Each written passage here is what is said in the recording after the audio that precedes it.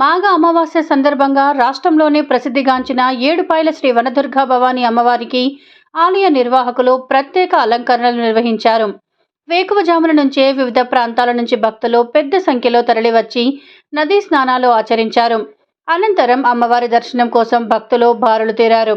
దర్శనానికి వచ్చే భక్తులకు ఎలాంటి అసౌకర్యం కలగకుండా ఆలయ పరిసరాలలో బారికేడ్లు ఏర్పాటు చేసి సక్రమమైన క్యూలైన్లను రూపొందించారు.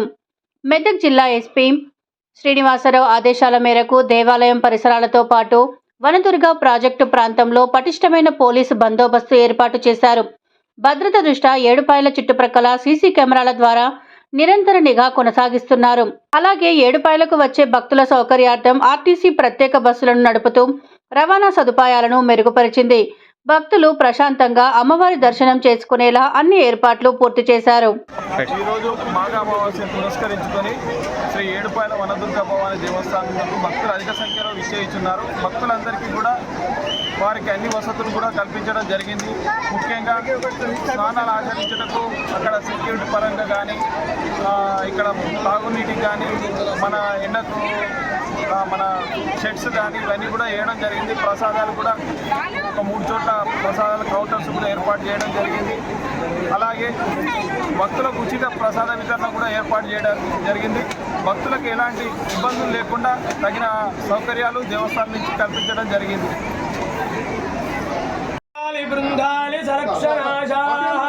సంపూర్ణకర్త్రీ మహిషాసురమర్దినీం స్వరఘోషదీప్తాం వనదుర్గామాంబాం శరణం ప్రపద్యే. భవానీ దేవస్థానం తెలంగాణ రాష్ట్రంలోనే ఎంతో ప్రసిద్ధమైనటువంటి క్షేత్రం ఏడుపాయలు. మంజీరా నది 7 పాయలుగా చీలి కొండ రాళ్ల మధ్య గుట్టల మధ్య పచ్చని చెట్ల మధ్య ఒక బండకు స్వయంభూగా వెలిసినటువంటి తల్లి వనదుర్గా అమ్మవారు. మరి ఈరోజు మాఘ అమావాస్య, పుష్య అమావాస్య, అదేవిధంగా మౌని అమావాస్య అంటారు. ఈరోజు గంగా నది అమృతంగా మారుతుందని ఈ యొక్క పురాణ వచనము. కాబట్టి ఈరోజు ఎవరైతే మాఘ స్నానాలు ఆచరిస్తారో వారికి సకల కోరికలు కూడా నెరవేరి అన్ని దుఃఖాలు కూడా తొలగిపోతాయి.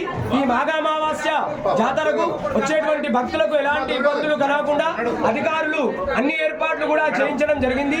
ఒక తెలంగాణ రాష్ట్రం నుండే కాకుండా ఆంధ్రప్రదేశ్, కర్ణాటక, మహారాష్ట్ర, ఇతర రాష్ట్రాల నుండి కూడా భక్తులు లక్షలాదిగా వచ్చి ఈరోజు అమ్మవారిని దర్శించుకుంటారు.